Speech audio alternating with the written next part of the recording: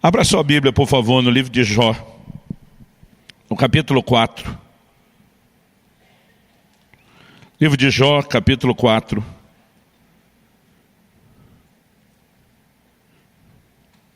E nós vamos ler juntos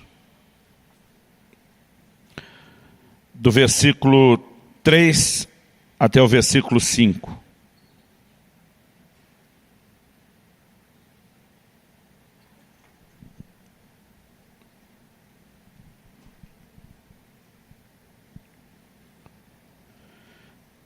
Eu vou ler o texto inicial na Nova Almeida atualizada, que diz: veja bem, você ensinou a muitos e fortaleceu mãos cansadas.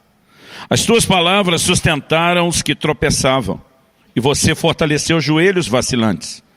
Mas agora, quando chega a sua vez, você perde a paciência, e ao ser atingido, você fica apavorado. Nesse momento difícil da vida de Jó, seus amigos o rodeiam. A Bíblia diz que permanecem por vários dias sentado, ao lado de Jó em silêncio. A ideia e a intenção é trazer consolo. Em alguns momentos eles falam a verdade, põem o dedo na ferida. Em outros momentos, de forma equivocada, eles acabam julgando Jó, e Deus não gosta da forma como isso acontece. No entanto, acredito que nenhum de nós vai questionar a verdade dessas palavras de Elifaz, um dos amigos de Jó. Ele começa destacando o nível de desânimo a que Jó havia chegado, o nível de desencorajamento que ele estava experimentando. E é o que eu e você precisamos entender, e esse é o assunto da minha conversa hoje, lidando com o desencorajamento. Eu e você precisamos entender que isso é algo que acontece ao ser humano de uma forma geral. Mas nós precisamos entender que isso não acontece com alguém apenas porque essa pessoa esteja numa espécie de problema espiritual, ou porque não esteja bem com Deus. A palavra de Deus nos mostra, gente séria com Deus, conectada com o Senhor, tendo que lidar com o desânimo ou o desencorajamento. E a palavra de Deus nos mostra também que esse não é um assunto sem importância. O próprio Jesus usa a frase: tende bom ânimo. É lógico que muitas vezes isso pode acontecer num contexto de problemas. A maioria de nós não fica desanimado quando está no auge, vivendo tudo do bom e do melhor. E as situações que geram esse tipo de reação em nós, mas o Senhor Jesus nos ensinou: no mundo tereis aflições. Ele diz: mas tende bom ânimo. Em outras palavras, ele estava dizendo: não deixe as circunstâncias ditar o seu ânimo. Há outra realidade que pode governar você. Mas quando eu olho para Jó, eu vejo aqui o perfil de alguém que sempre foi um encorajador. O texto, de uma maneira muito clara, diz: você ensinou a muitos, você fortaleceu as mãos cansadas, suas palavras sustentaram os que tropeçavam, você fortaleceu os joelhos vacilantes. Em outras palavras, se tem alguém que entende encorajamento, é tu, meu irmão. Você tem praticado isso, você tem sido um instrumento de Deus para levantar os outros. Ele diz: mas em agora, chegando a tua vez. O versículo 5 de Jó, capítulo 4, na NVI, foi traduzido assim: mas agora que se vem dificuldade, você desanima. E a verdade é que quando o assunto é desânimo, ou desencorajamento, não importa o quão encorajador você já possa ter sido com qualquer pessoa à sua volta. Quando chega a sua hora e o seu momento, toda a teoria e o conhecimento que você tem, que muitas vezes já pode até ter funcionado para levantar os outros, você descobre que ele parece ter uma grande dificuldade de funcionar em seu próprio favor. E esse é o ponto que eu quero explorar para essa nossa conversa hoje. Eu sei que hoje é o Dia das Mães, parabéns para todas vocês. Eu tentei, gente, achar alguma mensagem de mãe para pregar. Eu acho que tem coisa que eu sou muito ruim. Eu não consegui achar. Eu falei: meu Deus, a Bíblia é tão grande, e não saiu nenhuma mensagem. Mas eu creio que Deus tinha um outro plano e um outro propósito. E que essa manhã não será só uma manhã de instrução, orientação, mas eu creio que será uma manhã de socorro e intervenção de Deus. Eu creio que você está num ambiente profético, de ação do Espírito Santo, de intervenção de Deus, onde a palavra pode te tocar de uma forma como você nem imagina. Seja esse o seu momento ou não. Eu quero chamar a sua atenção aqui para essa verdade que a palavra de Deus nos mostra e nos revela. Eu olho para Jó e descubro que Jó, à semelhança de outros homens e mulheres de Deus na Bíblia, era gente parecida comigo e com você. Nós muitas vezes funcionamos como encorajadores dos outros, até que chega o nosso momento. Nós sabemos que não é correto estar desanimado, e é por isso que a gente tenta levantar os outros. Não apenas porque a gente se ama e se importa e quer ver mais do que uma cara triste, um sorriso, mas a gente sabe que é importante vencer o desencorajamento. Mas a verdade é que quando chega a nossa vez, nós nem sempre conseguimos saber como lidar com isso. A palavra de Deus nos diz, em Tiago, no capítulo 5 e no versículo 17, que Elias era homem semelhante a nós. Mas a Bíblia diz assim, sujeito aos mesmos sentimentos. E é quando eu leio essa descrição, que ele era parecido como eu e você, parecido com a gente, é quando eu leio essa descrição que eu começo a perceber, porque na verdade a Bíblia está dizendo que ele tem uma estrutura muito parecida com a nossa. E Elias, na minha opinião, é uma das pessoas da Bíblia que mais manifestaram a tal da bipolaridade.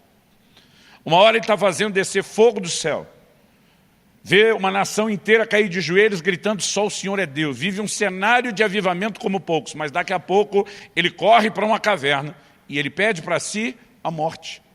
O curioso é que a Bíblia diz que ele fugiu para aquela caverna porque Jezabel, a mulher de Acabe, do rei Acabe, ameaçou matá-lo.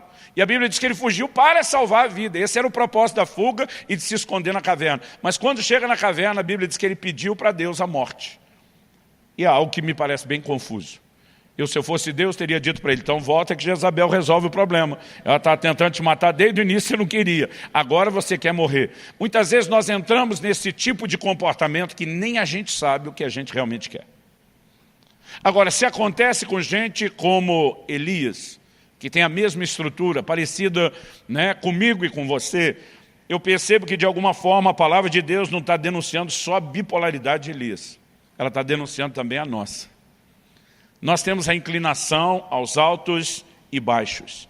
No entanto, nós precisamos entender como lidar com isso. Porque uma atitude correta diante de um momento de encorajamento, ela vai fazer toda a diferença. E uma atitude errada também fará toda a diferença. Porém, não para o bem, fará a diferença para o mal. Eu gostaria, já que nós estamos dando o exemplo de Elias, apesar de ter começado falando de Jó, eu gostaria que a gente pudesse olhar um pouquinho mais para aquilo que a palavra de Deus nos descreve a respeito do que aconteceu com o próprio Elias. Eu gostaria que você fosse comigo lá para o primeiro livro de Reis, no capítulo 19.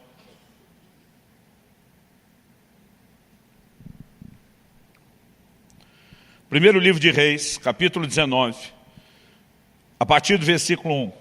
Acabe contou a Jezabel tudo que Elias havia feito e como havia matado todos os profetas à espada. Então Jezabel mandou um mensageiro a Elias para dizer-lhe que os deuses me castiguem se amanhã a essas horas eu não tiver feito com a sua vida o mesmo que você fez com a vida de cada um deles. 850 profetas ao todo. Normalmente a gente lembra só dos de Baal e esquece os de Azera ou Azerá. 850 profetas que serviam aos ídolos, aos falsos deuses, haviam sido executados depois daquele momento de arrependimento do povo e de volta do coração do povo para Deus. Agora, todos eles eram sustentados, promovidos por Jezabel. E agora Jezabel manda o recado, e o versículo 3 diz, Elias ficou com medo. Levantou-se e, para salvar a sua vida, se foi. Chegou a Berseba, que pertence a Judá. E ali ele deixou o seu servo. Ele mesmo, porém, foi para o deserto, caminhando um dia inteiro. Por fim, sentou-se debaixo de um zimbro, sentiu vontade de morrer e orou, basta, Senhor, tira minha vida, porque eu não sou melhor do que meus pais. Deitou-se e dormiu debaixo de um zimbro, e eis que um anjo tocou nele e lhe disse, levante-se e coma. Elias olhou e viu perto da sua cabeça um pão assado sob pedras em brasa e um jarro de água. Comeu, bebeu e tornou a dormir. E o anjo do Senhor voltou, tocou nele e lhe disse, levante-se e coma, porque a viagem será longa. Então Elias se levantou, comeu e bebeu, e com a força daquela comida, caminhou 40 dias e 40 noites até Horebe, o monte de Deus. Ali entrou numa caverna onde passou a noite. E eis que a palavra do Senhor veio a ele e lhe disse: o que você está fazendo aqui, Elias? Ele respondeu: tenho sido muito zeloso pelo Senhor, Deus dos exércitos, porque os filhos de Israel deixaram a tua aliança, derrubaram os teus altares, mataram os teus profetas à espada, só eu fiquei, e eles estão querendo tirar-me a vida. Então foi-lhe dito: saia daqui e fique diante do Senhor no monte. Eis que o Senhor estava passando e um grande e forte vento fendia os montes, quebrava as rochas diante do Senhor, mas o Senhor não estava no vento. Depois do vento houve um terremoto, mas o Senhor não estava no terremoto. Depois do terremoto veio um fogo, mas o Senhor não estava no fogo.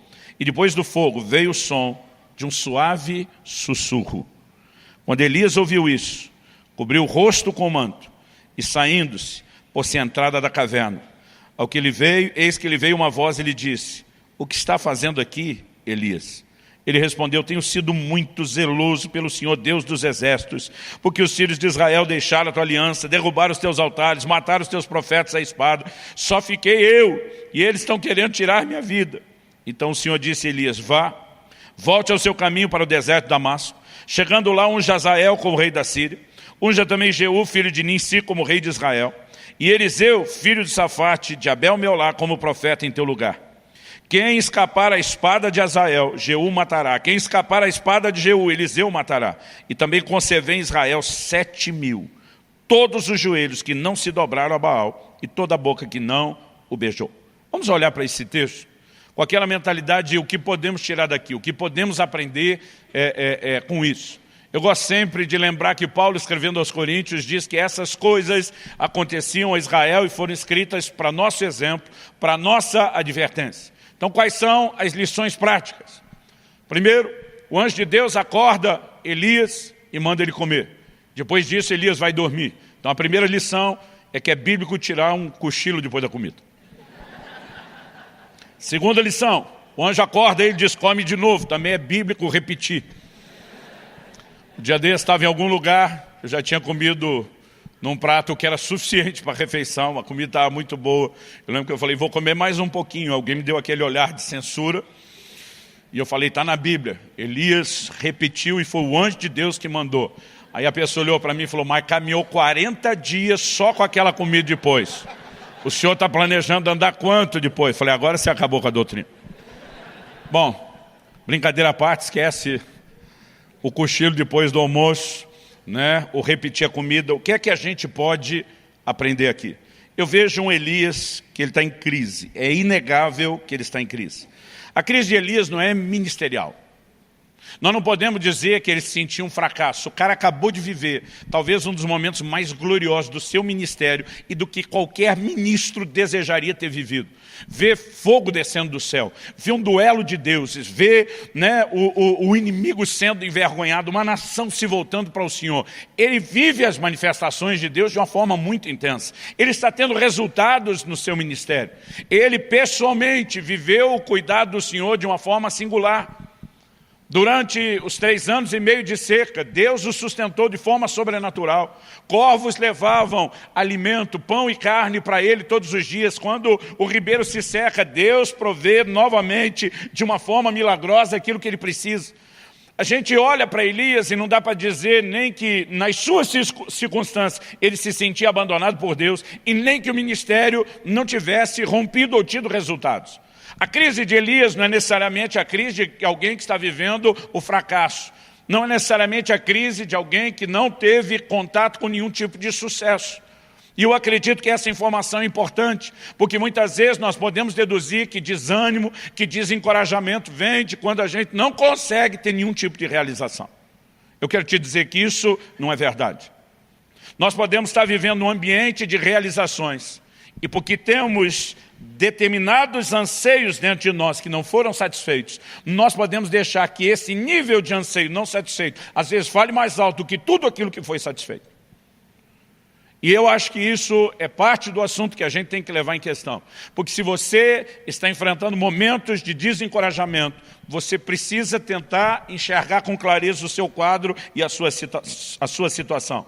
Eu olho e não vejo um Elias que está debaixo de estresse físico. Com a força daquela comida, o homem andou 40 dias. está sobrenaturalmente sustentado. Então, a gente também não pode dizer que é meramente isso. A crise dele não é falta de unção, porque ele viu descer fogo do céu. Não é falta de fé. Além do sustento sobrenatural dos corvos, nós vemos o homem orando e Deus fechando os céus, orando de novo e Deus abrindo os céus. Então, qual era o problema de Elias? Uma coisa que me chama a atenção é que no versículo 4 que nós lemos, antes de chegar na caverna, no início da fuga, ele diz para Deus o seguinte: eu não sou melhor do que meus pais. Aqui talvez a gente tenha o grande desabafo de Elias. O problema não é Jezabel. O problema não é a circunstância que ele está lidando. O problema são expectativas frustradas. Eu não sei o quanto ele quis ir além da geração de seus pais, mas não importa onde ele tinha chegado, de alguma forma ele está se medindo e dizendo: eu não sou melhor, eu não fiz diferença, eu não cheguei onde deveria ter chegado. E nós temos alguém que está expressando essas expectativas frustradas. A palavra de Deus diz em Provérbios capítulo 13, versículo 12, que a esperança adiada, ela entristece o coração. Aquele tipo de coisa que você espera e acaba nunca chegando.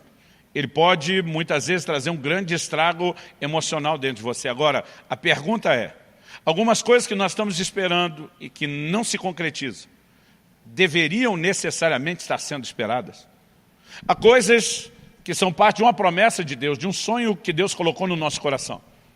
Mas há coisas que a gente simplesmente decide que precisa delas, sem que Deus tenha nenhum tipo de compromisso com a nossa decisão. E muitas vezes a expectativa de não alcançar algo que nós queremos pode falar mais alto de estar vivendo tudo aquilo que Deus está despejando e derramando nas nossas vidas. O ser humano consegue ter essa capacidade de muitas vezes não se contentar com nada do que ele está alcançando. Quando a Bíblia fala sobre contentamento, ela nunca está limitando o assunto só a coisas materiais. Por exemplo, escrevendo aos Romanos, Paulo diz: não ambicioneis coisas altivas, mas acomodai-vos às humildes. Ali ele não estava falando só de quem deseja morar num triplex, numa baita de cobertura milionária. Ele está falando sobre pessoas que querem realização, que querem um lugar de conquista na vida, que querem reconhecimento muitas vezes. E nós precisamos entender quais são as nossas expectativas. Porque quando Deus coloca um sonho no nosso coração, quando Deus faz promessas, nós temos não apenas o direito, mas a responsabilidade de crer, de lutar por isso até que a gente viva. Mas há momentos onde Deus não falou nada a respeito de um assunto, não prometeu nada, e a gente enfiou na cabeça, encasquetou que a gente quer porque quer aquilo, e muitas vezes a frustração de não viver aquilo fala mais alto de toda a realização do que tudo que Deus está fazendo. E isso não se mostra saudável. Uma das formas de perceber na nossa própria vida, se estamos vivendo intensamente a frustração de algumas expectativas não cumpridas, falando até mais alto do que as realizações, é observar o nosso comportamento.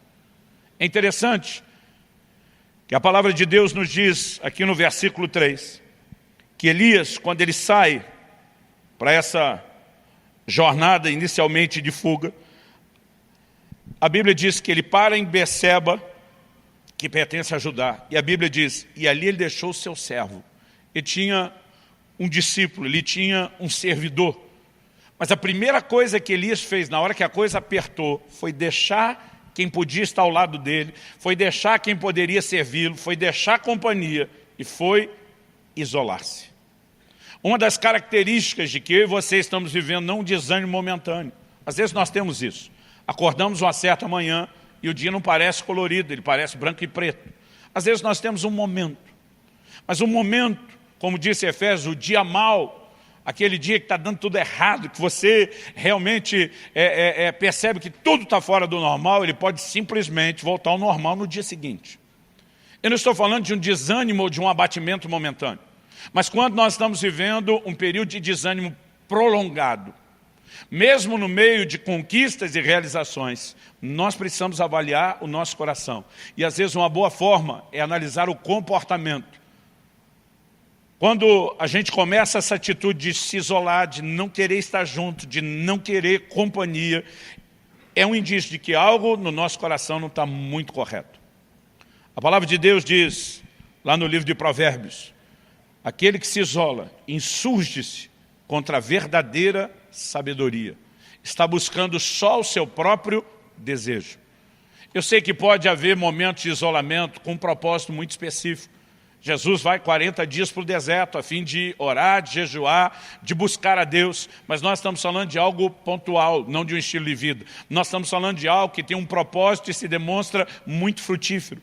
Mas muitas vezes, quando simplesmente estar com os outros já não está nos fazendo bem, isso deveria ser um alerta de que algo no nosso coração merece a nossa atenção, merece o cuidado.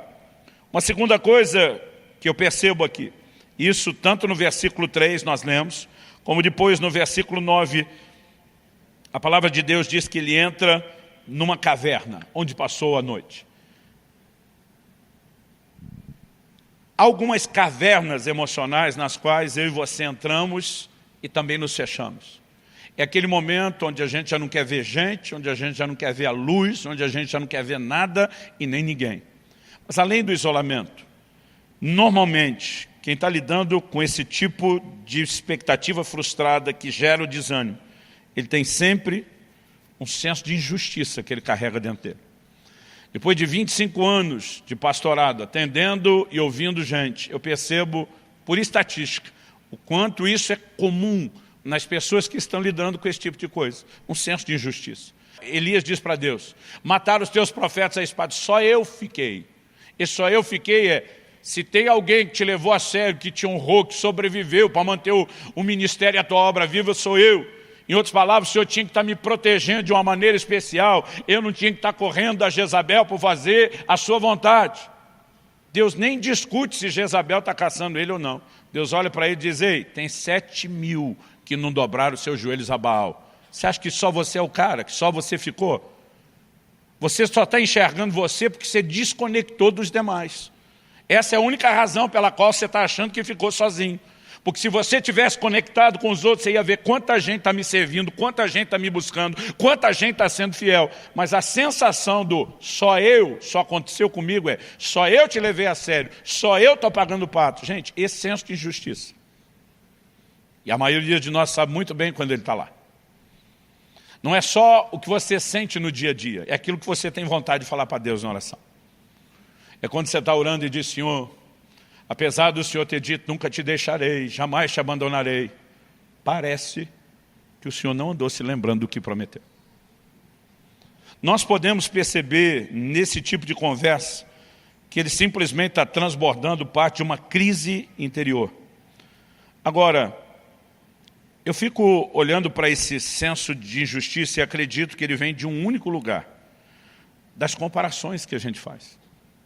A gente tem mania de comparar a nossa vida com a dos outros com a nossa, dos outros com os outros mesmo, e a gente vive de comparação. Quando o Senhor Jesus estava falando com Pedro, olha Pedro, eu vou te dizer de que forma você vai me glorificar, com que tipo de morte. A Bíblia diz que a primeira reação de Pedro foi olhar, viu que João vinha seguindo e perguntou para o Senhor, e quanto a este? Em outras palavras o que vai ser dele? Jesus disse, eu quero que ele fique até que eu venha, o que te importa? Em outras palavras, isso lá é da sua conta, seu cabeção. Eu tenho um assunto com você, eu tenho outro com ele, eu tenho um propósito para você, eu tenho outro para ele. Mas nós temos essa inclinação, porque de alguma forma a gente quer sentir se a gente está sendo tratado igual aos outros. Eu lembro quando criança, eu sou de uma época onde refrigerante aparecia uma vez por semana, e não era nem por motivos de saúde, era por falta de recurso. Aparecia uma vez por semana, era a refeição do domingo. Era a época em que Coca-Litro era chamado o refrigerante família, porque o litro dava para todo mundo, hoje em dia malemar dá para uma pessoa. E quando chegava o dia que a gente tinha direito àquele refrigerante que raramente vinha, eu e meu irmão, a gente colocava o copo um do lado do outro. Mamãe tinha que servir, a gente ficava, colocou mais para ele. Era uma competição que só. Dá para entender, você vê crianças fazendo isso. Difícil seria entender adultos fazendo isso. Mas a verdade é que espiritualmente, muitas vezes, nós estamos agindo assim com Deus. O irmão foi um pouquinho abençoado. Em vez de você se alegrar com os que se alegram, você já começa a dizer para Deus, ei, eu. Porque essa inclinação à comparação, essa nossa falta de entendimento de que Deus tem um plano personalizado, desdobramentos personalizados, ela muitas vezes é injusta. Muita não, quase sempre. Porque no momento que você está vivendo a glória e o bom momento, você não fica olhando para o outro e dizendo, "Ê, Deus e ele?" Aí normalmente você só está sorrindo. Você não está nem um pouco preocupado se o seu irmão não está sendo tão abençoado quanto você. Mas se ele estiver sendo mais do que você. E a gente não chama isso de inveja. A gente chama isso de um medidor da expressão do amor, do jeito que a gente entende. Fica mais bonito, não é? Dá na mesma. Quando eu olho para a palavra de Deus, eu percebo que, assim como Elias, a Bíblia diz que eu e você somos semelhantes, né? Ou ele era semelhante a nós somos semelhantes a ele, nós podemos agir da mesma forma. Agora, eu acredito que além de procurar entender qual a razão de eu e você estarmos lidando com algum nível de desencorajamento, nós precisamos também compreender como nós lidamos não só com a circunstância, mas com aquilo que Deus fala conosco.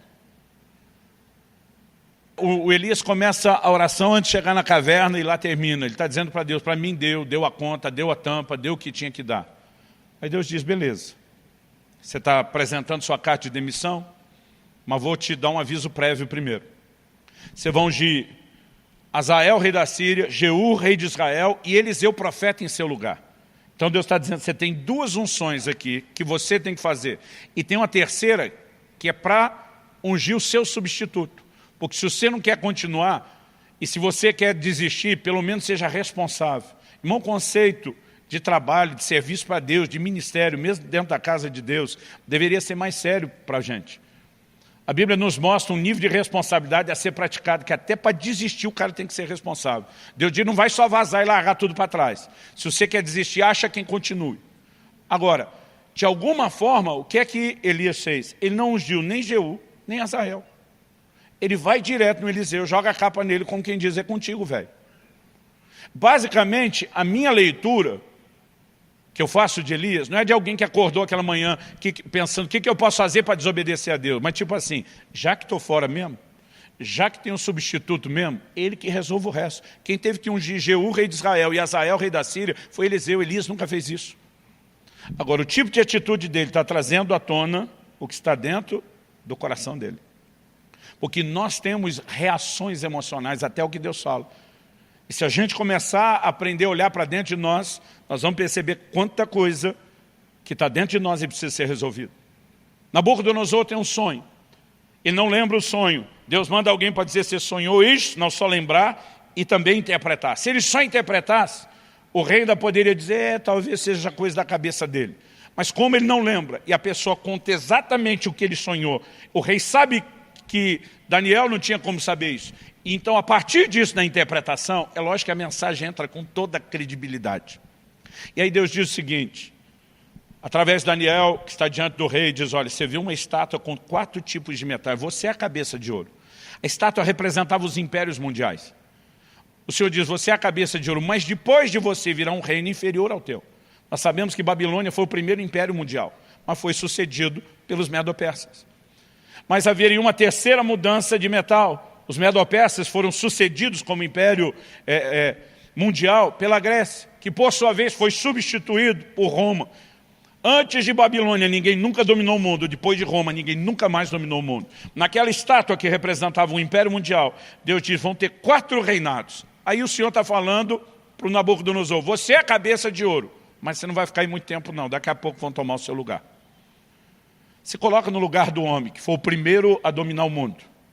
Você queria sim ser substituído? Capítulo 3 de Daniel começa logo depois dessa história, dizendo que ele mandou construir uma estátua. O que é que ele tinha sonhado? Com uma estátua gigante. O que é que ele mandou construir? Uma estátua gigante. Qual a diferença entre a estátua que ele mandou construir e a que ele sonhou? Que naquele sonhou, só a cabeça era de ouro. Agora ele manda fazer uma estátua inteira de ouro. O que você acha que ele está dizendo, consciente ou não? Para mim está dizendo, é ruim que eu sou a cabeça de ouro e você trocar depois. Eu sou a estátua toda, eu cheguei para ficar, daqui ninguém me tira. A reação dele ao que Deus falou não é muito difícil de perceber ou entender. Eu quero te perguntar, normalmente quais são as suas reações ao que Deus está falando sobre você, a sua condição e o seu estado? Porque isso vai revelar mais a respeito de você e do estado do seu coração do que você pode imaginar. Não tem como Deus simplesmente tirar eu e você dessa crise, se nós não tivermos a capacidade de reagir de uma forma correta ao que Ele está fazendo. Mas já que nós falamos em crise, a segunda coisa que eu quero abordar aqui, depois de falar da crise de Elias, que é parecida com muitas vezes as nossas, é a forma de Deus agir em nossas crises. Em primeiro lugar, a gente tem que entender por que Ele deixa a gente passar por crise. Hebreus, capítulo 5, versículos 7 e 8, está falando de Jesus. E diz que Ele aprendeu a obediência pelas coisas que sofreu. Irmão, se Jesus, que era Jesus, tinha aprendizado a tirar do sofrimento, é sério que você se acha tão melhor do que Ele, dizendo, eu não preciso aprender nada no meio de nenhuma crise ou sofrimento? As crises que muitas vezes nos passam, esse sentimento, essa emoção de um abandono de Deus, na verdade são parte de um investimento, de um trato, de um projeto, de um processo de Deus para o nosso crescimento e para o nosso amadurecimento. Ninguém falou nenhum amém, ó, que coisa interessante. Eu olho para a palavra de Deus e eu fico também me perguntando, se eu e você escapássemos da possibilidade de qualquer crise, e aqui eu quero falar em especial, né? Sejam pais, qualquer nível de liderança que você vai exercer, sejam discipuladores, líderes de célula, né? Sejam pastores, pregadores, nós seríamos péssimos líderes. Porque a nossa capacidade de conectar com gente normal, que também vai passar por isso, ela estaria muito limitada e comprometida. Quando a Bíblia fala de Jesus como nosso sumo sacerdote, diz, nós não temos um sumo sacerdote que não possa se compadecer das nossas fraquezas. A Bíblia diz, porque Ele, a nossa semelhança, foi tentado em todas as coisas. Ou seja, Ele pode hoje nos socorrer, porque Ele sabe exatamente aquilo que nós enfrentamos, porque Ele enfrentou a mesma coisa na pele.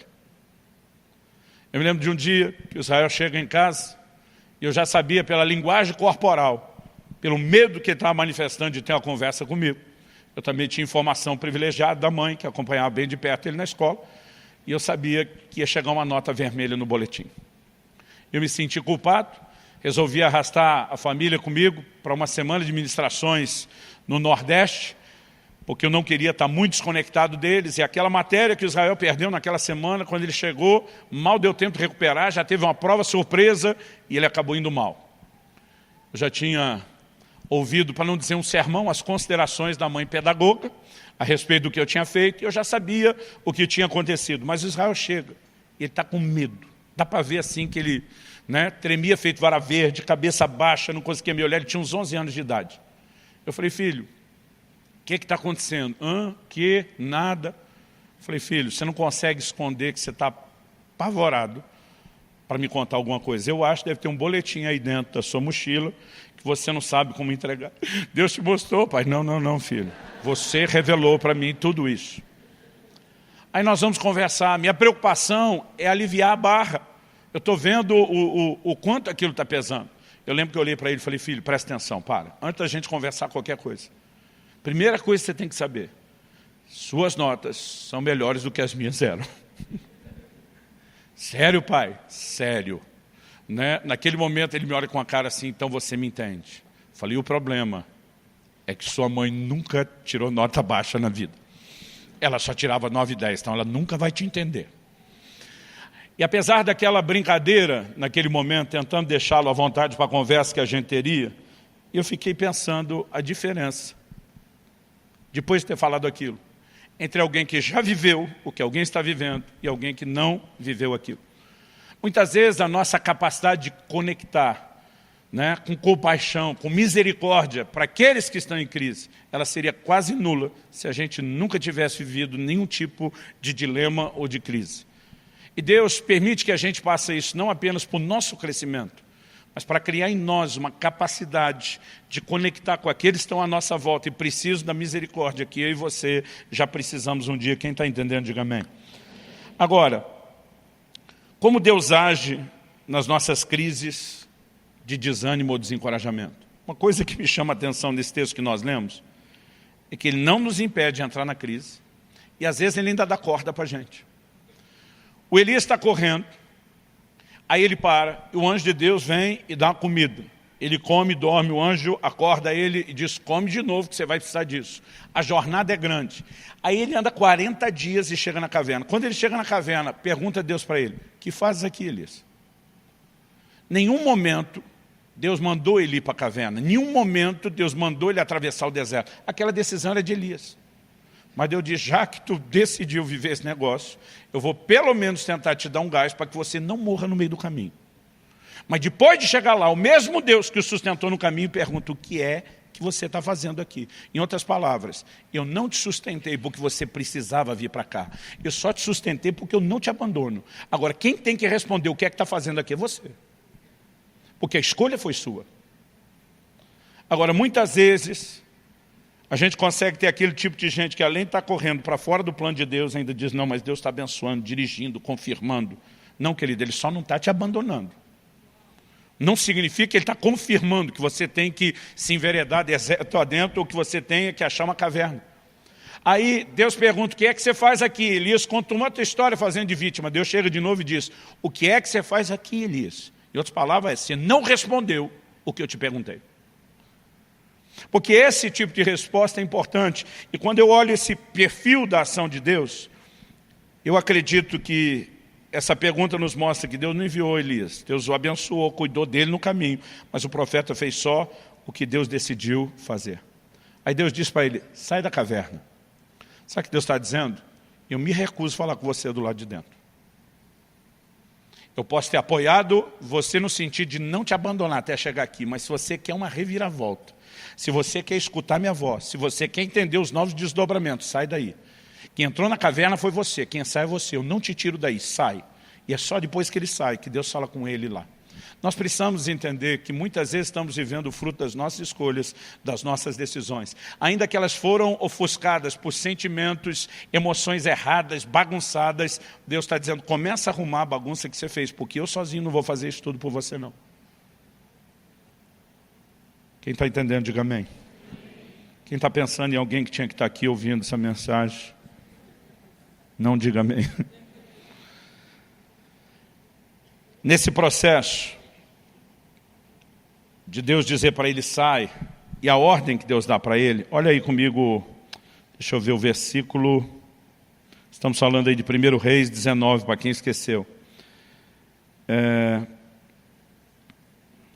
No 11, Deus diz para ele, sai da caverna e fique diante do Senhor no monte. Depois no versículo 15, então o Senhor disse a Elias, vá e volte o seu caminho para o deserto de Damasco. Eu fico olhando para isso e a sensação para mim é de Deus dizendo, porque é o seguinte, Elias estava lidando com quem? Com Acabe e Jezabel, que eram reis do Império do Norte, do Reino do Norte, que era o Reino do Norte. Depois de Roboão, filho de Salomão, as 12 tribos se dividiram. Judá e Benjamim, que eram do sul, se uniram e formaram o Reino de Judá. E todas as outras 10 tribos formam o Reino do Norte. Quando a Bíblia diz que ele desceu a Berseba, que pertence a Judá, significa que ele sai do norte e desce para o sul de Israel. Agora Deus está dizendo, volta o caminho do deserto, que você vai para a Síria, que era ainda mais ao norte do que o lugar de onde ele veio. Deus está dizendo, toda essa caminhada no deserto foi à toa e desnecessária. Pega o caminho de volta. Vai andar tudo de novo. Interessante que agora a gente não tem informação se teve alimento especial para a jornada de volta. Mas tem uma ordem clara de Deus a respeito disso. Em outras palavras, Deus está dizendo, você é responsável por consertar as coisas e a própria bagunça que você fez. No entanto, mesmo Deus chamando a responsabilidade sobre Elias, dizendo, sai da caverna, Deus ainda fala com ele, se manifesta para com ele. E nós servimos a um Deus que não nos abandona nos momentos de crise, embora nos responsabiliza por aquilo que a gente está fazendo de errado e pela necessidade que a gente tem de corrigir. Agora, uma coisa interessante nessa lição que Deus dá a hora que o Elias sai, é que a Bíblia diz, teve vento forte despedaçando rocha. Irmão, eu não consigo imaginar que tipo de vento é esse que quebra a rocha. Mas isso aconteceu. Teve terremoto, teve fogo. Agora, a Bíblia diz que Deus não estava em nada daquelas coisas. Quando eu e você estamos nesse lugar de isolamento e de crise, a gente acha que a única forma de sair é só com Deus fazendo coisas espetaculares, extraordinárias. A Bíblia diz que Deus não estava em nada daquilo, até que veio um cicio, um sopro, um sussurro suave. A Bíblia diz que Deus estava nele. Sabe o que eu entendo Deus dizendo? Não espere sair desse labirinto ou caverna emocional que você está, só quando eu estiver chacoalhando tudo à sua volta com o meu poder. Ele ia saber o que Deus podia fazer, ele já tinha vivido e experimentado isso.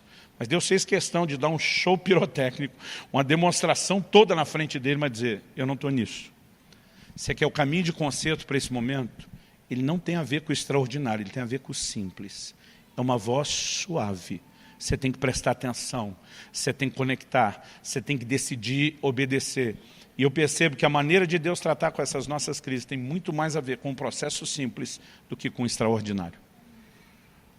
E muitas vezes nós não arredamos o pé do lugar porque achamos que está faltando mais barulho, está faltando mais terremoto, está faltando mais fogo. E Deus está dizendo, você só precisa escutar a minha voz suave. E ela tem o poder de te colocar nos eixos. Mas para a gente terminar, a verdade é que quase sempre, quando a Bíblia fala da gente tendo que lidar com esses dilemas emocionais, a Bíblia fala de uma responsabilidade que eu e você temos de nos fortalecer no Senhor. É lógico que existem coisas que Deus vai fazer por cada um de nós. Existem coisas que nós precisamos fazer em relação ao que Deus já nos disponibilizou. Em 1 Samuel, no capítulo 30, a palavra de Deus diz que Davi e os seus homens, que estão fugindo de Saul, se aliaram aos filisteus, que eram inimigos de Saul. Mas daqui a pouco os filisteus vão sair em guerra contra Saul. Davi se dispõe e diz, eu vou com vocês guerrear. Os capitães dos filisteus se olham entre eles e dizem, não vão levar o menino não. Ele é inimigo de Saul, é o cara que Saul mais procura, que é a cabeça dele, mas se ele tiver uma chance de tentar se redimir, ser aceito, é se virar contra a gente na guerra e tentar ganhar o coração de Saul. Não vamos levar esse cara em encrenca. Aí os reis dos filisteus conversam, dispensam Davi. Davi e os seus homens voltam para casa. Já devem estar frustrados que não puderam sair à batalha, mas quando eles chegam, a palavra diz que Ziclag, o lugar onde eles estavam morando, havia sido saqueada pelos amalequitas, havia sido incendiada. Quando eles chegam, não encontram absolutamente nada naquilo que deveria ser o lar do lar. Tudo destruído, tudo queimado. Então, assim, a própria estrutura onde eles viviam, ela está toda destruída. Os familiares foram levados, os bens foram saqueados. E a palavra de Deus diz ali em 1 Samuel, no capítulo 30, se você for rápido de endereço e quiser acompanhar, no versículo 4, a Bíblia diz assim, então Davi e o povo que estava com ele ergueram a voz e choraram, até não terem mais força para chorar. Gente, não é que eles pararam de chorar porque foram consolados. Eles pararam de chorar porque não tinha mais força de continuar chorando.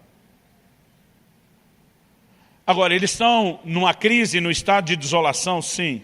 Versículo 6 diz assim, Davi ficou muito angustiado, pois o povo falava de apedrejá-lo. Uma lição que aprendi cedo, você quer ser o líder, você vai pagar o pato por muita coisa. Porque quando as pessoas estão amarguradas, elas sempre têm que culpar alguém. E de repente eles começam a olhar para Davi e dizem, tudo isso é por causa de você. Foram eles que foram atrás de Davi, eles decidiram andar com Davi, né? Foi a dispensa de Davi que ainda dá tempo depois deles consertarem a situação, mas naquele momento ninguém entende, porque o coração deles estava amargurado. O versículo diz, pois o povo falava de apedrejá-lo, porque todos estavam amargurados, cada um por causa de seus filhos e suas filhas. E o texto diz assim, mas Davi se reanimou no Senhor seu Deus. Quando ele vê aquela turma já falando em apedrejar, ele disse, se eu não reagir, essa história vai acabar aqui, vai acabar da forma mais trágica. Há um momento onde a minha e a sua ficha tem que cair, de que nós temos que reagir, de que nós temos que decidir mudar e virar o jogo. E a Bíblia diz que ele se fortaleceu no Senhor. A tradução que eu estou lendo diz que ele se reanimou no Senhor. É possível você encontrar ânimo no Senhor, porque você decide buscar e encontrar isso. Quem está entendendo, diga amém. Agora, eu acho lindo nessa história, quando ele decide se fortalecer no Senhor, ele vai consultar o Senhor depois disso, ele faz 2 perguntas, e Deus dá 3 respostas. Dá uma olhadinha nesse texto aí de 1 Samuel 30. O texto diz assim, no versículo 7, disse Davi a Abiatar, o sacerdote, filho de Ameleque, traga aqui a estola sacerdotal. E Abiatar a trouxe a Davi. Gente, em momentos de dor, nós precisamos aprender a recorrer à presença de Deus. Por favor, diga amém. Verso 8, então Davi consultou o Senhor dizendo, devo perseguir esse bando? Conseguirei alcançá-lo? Então, em primeiro lugar, a gente tem que tentar alguma coisa? Sim. Se a gente tentar, nós vamos achar o bando? Ou vai ser um esforço inútil, perseguir gente no deserto que talvez não deixou rastro? São as duas perguntas que ele faz. O Senhor respondeu: 1, persiga o bando. 2, porque você certamente o alcançará. E 3, a pergunta que eu acredito que Davi não teve coragem de fazer: e libertará aos cativos. Eu acho que naquela altura do campeonato eles estão vivos, nós vamos recuperá-los. Essa é a pergunta que ele não tem coragem de fazer. Mas Deus se antecipa e diz: eu vou intervir. Irmão, normalmente nós atribuímos a Deus a razão de algumas desgraças, em vez de entender que Ele pode ser exatamente a solução para a mudança do quadro. E tem gente que nessa hora chora da vida, chora de Deus, chora do que perdeu e não reage. Agora, pessoas como Davi que nos ensinam que quando nós decidimos lutar, quando nós decidimos reagir, nós vamos ver esse Deus que nós estamos acusando de não ter protegido a gente, intervindo para que a gente recupere aquilo que a gente perdeu por nossas escolhas. Quem foi que disse que Davi tinha que sair e lutar contra Saul? O problema era dele com Saul, não era dele com toda a nação que ele ia governar. Não fazia o menor sentido Davi se dispor a lutar aquela batalha. E se não tivesse saído, não tinha malequita que tinha enfrentado aqueles valentes e levado todo mundo. Mas normalmente, porque nós não resolvemos um tipo de problema, nós nos metemos em outro. Então ele está começando a ficar bronqueado e amargurado com o Saul que está perseguindo ele. Ele diz: quer saber, eu não vou mais só fugir, eu vou cair para cima, eu vou enfrentar, eu acabo com a raça do Saul. E ele deixa a casa descoberta e desguarnecida, porque não está sabendo lidar com outro tipo de problema. E agora ele tem um problema maior do que o primeiro. E aí, em vez de culpar Deus, de repente ele entende: Senhor, como eu posso consertar? Deus diz: já que você botou a cabeça no lugar, o bom senso e o juízo, e ativou a fé, bora, Davi, vamos recuperar o terreno perdido. E sabe, eu sinto que, embora isso seja uma orientação genérica que sirva para todo crente, em qualquer tempo, em qualquer época, em qualquer lugar, há muita gente, nesse dia, que precisava ouvir de Deus essas coisas. Mas não apenas para que você saia daqui com instrução. Eu acredito que você está num lugar onde você pode se fortalecer na presença do Senhor. Eu quero que você se coloque em pé. A diferença entre o que acontece com Davi e Elias é que com Davi tudo voltou ao normal. Com Elias não. Elias transfere o que tem que transferir para Eliseu, decide encerrar as coisas o mais rápido possível. E o que me admira é Deus ter tirado Elias da terra com tanta honra. O que me faz entender, além do crédito, obviamente, que ele tinha, pelo tanto que ele tinha feito, que para Deus, quem nós somos, ainda é mais importante do que só aquilo que nós fazemos. O seu valor diante de Deus não é só pela sua mão de obra. Não é só porque Ele pode contar com você e com aquilo que você pode produzir. Ele te ama por quem você é, independente da sua produtividade. Eu tenho certeza que Deus esperava um pouquinho mais de Elias, porque ele não tinha terminado aquilo que Deus lhe havia designado. Mas eu acho uma coisa linda a forma como Deus simplesmente diz: eu não vou descartar, não vou jogar fora. Um dos filhos dos profetas, depois que Elias foi tomado, vem para Eliseu dizer: deixa a gente procurar o corpo. Ele só faltou falar, tipo o carioca da Baixada: tá maluco, meu irmão?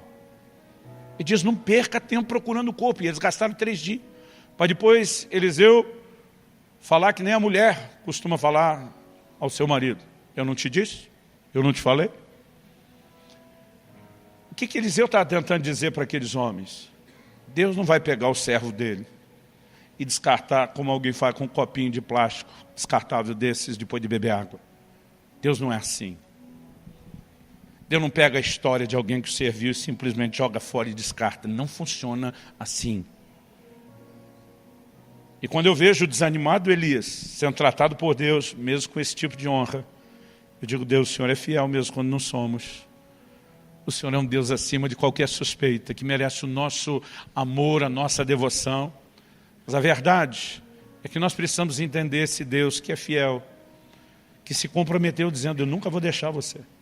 E se você encasquetar, feito um cabeçudo que tem que ir para o deserto e diz: ainda assim não te abandono, lá na frente eu vou mandar você pegar o caminho de volta, eu vou perguntar o que você fez. Mas mesmo assim, ainda seguro a onda, eu não te abandono no deserto. Quando o amor de Deus e o seu caráter começa a ser melhor entendido, Isso nos sustenta em momentos difíceis. A mulher de Jó está tão apavorada do que está acontecendo, ela diz, amaldiçoa Deus e morre. Ele diz para ela, você fala como uma louca. Ainda que ele me mate, eu louvarei. O que é que Jó está dizendo? Ele está acima de qualquer suspeito. Pode parecer até que ele está tentando acabar com a nossa raça, e nós vamos louvá-lo. Porque ele sabe o que faz. A gente não sabe o que ele faz, mas ele sabe o que faz. Paulo dizia, eu sei em quem tenho crido. Eu gosto de dizer que a fé se apoia no caráter de Deus. No momento de emoções difíceis, não baseie sua fé e o seu relacionamento com Deus naquilo que você está sentindo. Baseie-se na revelação de quem Ele é, que já foi claramente explicitado na palavra de Deus para mim e para você. Mas a verdade é que todos nós vamos lidar com momentos de desânimo. E a pergunta é, o que é que nós vamos fazer com eles? Outro dia alguém me perguntou, pastor, eu acho que é mais fácil falar isso para o senhor, porque o senhor parece ser indesanimável. Falei, pergunta para minha mulher, porque ela já passou do meu lado. Todos nós já vivemos momentos de crise e dificuldade. Mas quando você olha alguém que já cresceu, às vezes você não consegue lembrar daquele histórico. Um dia meu filho, bem criança, ele falou, pai, a sensação que eu tenho quando eu olho para você é que você não tem medo de nada. Eu falei, por quê? Ele falou, porque você nunca demonstra medo. Eu falei, filho, deixa eu te explicar uma coisa, corajoso não é o que não tem medo. Corajoso é o que vence seus medos. Se você perguntar se o pai é corajoso, eu vou dizer sim. Se você perguntar se eu tenho medo, eu também vou dizer sim. E como eu posso ter medo de ser corajoso? Eu venço eles, eu luto contra eles. Nenhum de nós, irmão, vai estar num lugar onde não precisa lutar contra o desânimo. A questão é que se a gente não lutar em situações como essa de desânimo prolongado, ele começa a engolir a gente, fazer muito mal não só para a gente. Atitude de isolamento fazem mal para os que estão à nossa volta e que não têm culpa de nada. Atitudes de crise, de expectativa frustrada começam a fazer mal para o nosso relacionamento com Deus. Porque nós, naquele senso de injustiça, começamos a cobrar Deus como se Ele não estivesse sendo o Deus que deveria ser. Não tem como essa história terminar bem se você não decidir abandonar a caverna e dar a volta por cima. O cara que valorizava a vida e foge para salvá-la, daqui a pouco entra num nível tal nesse sentimento, que já não quer mais viver. Todo desânimo prolongado tem a grande possibilidade de te colocar num lugar pior, de depressão, e num outro pior ainda, de não mais querer continuar vivendo. E Deus está dizendo para Elisa, é você que tem que sair da caverna que você se enfiou. Eu vou intervir na sua vida, mas você toma essa decisão. Então, hashtag fica a dica para você que está lidando com isso nesse momento, de tomar a sua decisão, sabendo que vai poder contar com a ação e com a intervenção de Deus. Eu gostaria que nós orássemos. E se você é alguém que não necessariamente está vivendo um momento de desencorajamento ou de desânimo, eu creio que no mínimo esse é um momento não só de aprender a lição, mas de talvez orar por alguém. Que você lembre de alguma forma que está vivendo ou passando um momento desse. Pai, nós oramos e clamamos no nome do Senhor Jesus, pela manifestação da graça e do favor do Senhor nessa manhã. Eu oro que esse possa ser um dia de festa, não apenas por celebrarem e honrarem as mães ou o legado que elas deixaram, mas eu oro que esse possa ser um dia de alegria, também por ser, ó Deus, o início da mudança, da reversão de um quadro de desânimo, de angústia, de peso, de opressão emocional. Nós oramos, Espírito Santo, a você o Consolador, orando que a capacidade de entender e aplicar a Tua palavra debaixo da Tua orientação e intervenção também se manifeste. Nós suplicamos nessa manhã graça e favor do Senhor sobre cada um dos nossos irmãos e irmãs. Em nome do Senhor Jesus. Em nome do Senhor Jesus.